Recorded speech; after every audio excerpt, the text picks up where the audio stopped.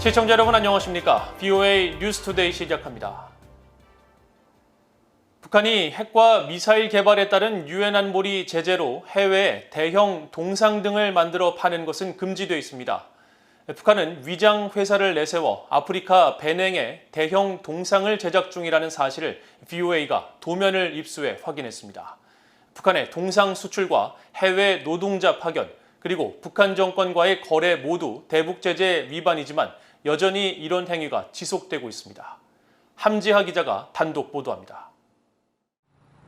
구조 조립도를 제목으로 한 설계도면 컴퓨터 파일입니다. 한글 문구들 사이로 인물 신체 부위를 표현한 도면 수십 개가 보입니다. 유엔 안보리 대북 결의에 따라 제재 대상인 북한 만수대창 작사가 서아프리카 베냉에 세우고 있는 대형 동상 건설을 목적으로 만든 것으로 최근 BOA가 확보했습니다. BOA는 전문가의 도움으로 해당 도면의 최종 완성 모습을 3D 입체 화면으로 구성했더니 다호메이 아마존 여군으로 보이는 형상이 한쪽 무릎을 구부린 채 왼쪽에 창을 들고 있는 모습이었습니다. 과거 베냉의 왕국인 다호메이에서 용맹을 떨친 여군 부대 다호메이 아마존의 여군이 주인공인 것으로 전해졌는데 도면에 나타난 과제명 아마조나스 기념비와도 일정 부분 일치됩니다. 미국 뉴욕에서 활동 중인 건축가 이세연 씨는 북한의 도면이 매우 정교한 방식으로 그려졌다고 말했습니다.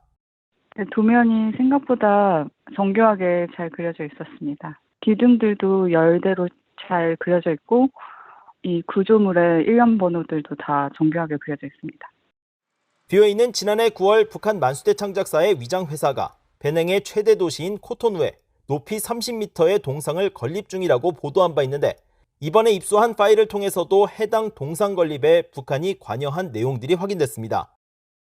해당 도면에서 시공주 항목 아래에 적힌 청룡국제개발회사는 만수대창 작사가 허위로 내세운 회사로 실제 동상 제작과 관련된 모든 과정은 만수대 측이 담당하고 있다고 이 사안에 정통한 관계자가 밝혔습니다. 이 동상은 지난해 8월 제막을 목표로 했지만 신종 코로나 바이러스 사태 이후 연기된 것으로 전해졌습니다. 유엔 안보리는 지난 2016년 결의 2325 등을 통해 핵 미사일 개발을 지속해온 북한의 동상 수출 행위를 금지하고 북한 정권과 어떤 종류의 사업도 하지 못하도록 했습니다. 또 북한 노동자들이 2019년 12월을 기준으로 모두 귀국하도록 해 북한 노동자들이 베냉에 남아있다면 제재 위반에 해당됩니다. 아프리카 지역 내 불법 활동을 전문적으로 추적하는 미국 민간 조사단체인 센트리의 존 델로소 선임연구원은 베냉 등 일부 아프리카 국가들에서 여전히 이런 행위가 끊이지 않고 있다고 지적했습니다. Global banks should be working with partners on the ground in these countries to, not only to explain the risks that might come about as a result of working with North Koreans government entities, but also how to understand and detect when a North Korean entity might be seeking, for example, to set up accounts at a bank. BOA는 이번 동상 건립과 관련된 북한과의 계약 등 관련 내용을 베냉 외무부에 질의했지만 베냉 외무부는 아직 답변을 하지 않고 있습니다. BOA 뉴스 함지하입니다. 미국 워싱턴에서 세계 종교 자유 증진을 위한 국제 종교 자유 정상회의가 처음으로 열렸습니다. 참석자들은 북한 정권이 김일성 주석 일가를 숭배하는 가짜 종교를 만들어 신앙인들을 박해하고 있다고 비판했습니다. 김영교 기자가 보도합니다. 미국 워싱턴 DC에서 13일 세계 종교자유 증진을 위한 국제 종교자유 정상회의에 30여 개 나라에서 종교인권 관련 단체와 인사들이 참석했습니다. 사만다 파워 국제개발처 처장과 멜리사 로저스 백악관 신앙기반 및 이웃협력 정책실 국장이 참여하고 크리스 쿤스 민주당 상원의원과 마이크 폼페오 전 국무장관, 나딘 마엔자 국제종교자유위원회 위원장이 연설자로 나섭니다. 첫날 열린 한반도의 종교자유와 인권, 화해와 정의, 번영과 통일을 주제로 한 간담회에선 북한 정권의 종교 탄압 문제가 정면으로 거론됐습니다. 워싱턴의 비정부 종교단체 인터내셔널 크리스천 컨선의 제프킹 대표는 북한 정권은 김일성을 앞세운 가짜 종교를 만들면서 기독교를 용납하지 않았다고 비판했습니다.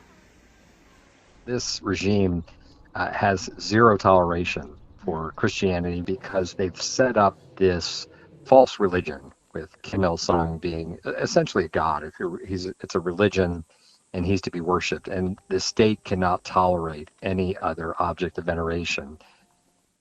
킹 대표는 그러면서 북한 주민들이 다른 숭배의 대상을 가지면 죽음에 이르게 할 수 있는 수용소에 평생 갇히게 된다고 말했습니다. 이번 회의의 공동의장을 맡은 카트리나 렌토스 스웻 렌토스 인권정의재단 대표는 종교의 자유는 인권의 원천이라면서 종교 탄압 문제를 지적했습니다. Freedom of religion, conscience, and belief is a wellspring human right from which flow so many of our other cherished rights. But sadly, it is in peril around the world today. 앞서 지난 5월 미국 국무부는 연례 국제종교자유 보고서에서 북한을 최악의 종교 탄압 국가로 지목했습니다. 북한은 헌법을 통해 주민들의 종교의 자유를 보장한다고 하지만 실제 주민들에게는 종교 자유가 없으며 일부 주민들은 탄압을 받고 있다고 밝히고 지난 2001년 이후 북한은 계속 종교자유 특별 우려국으로 지정돼 있다는 사실을 재확인했습니다.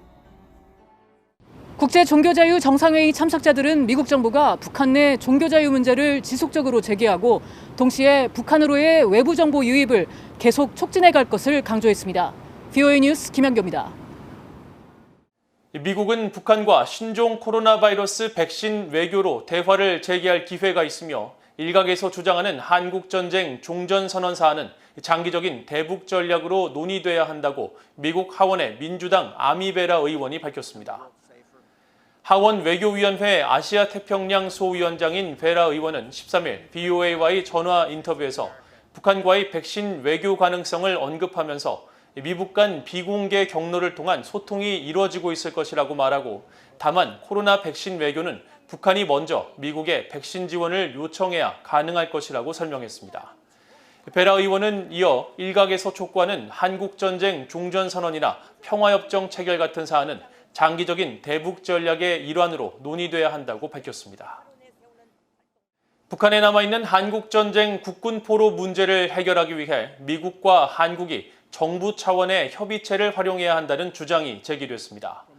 워싱턴의 민간단체인 민주주의 수호재단의 데이비드 맥스웰 선임연구원은 13일 미국 인권단체 북한인권위원회 HRNK가 주최한 화상 세미나에서 한국전쟁 국군포로의 후손들이 북한의 성분 제도에 따라 차별받으며 여전히 고통받고 있다는 점을 기억해야 한다고 말했습니다.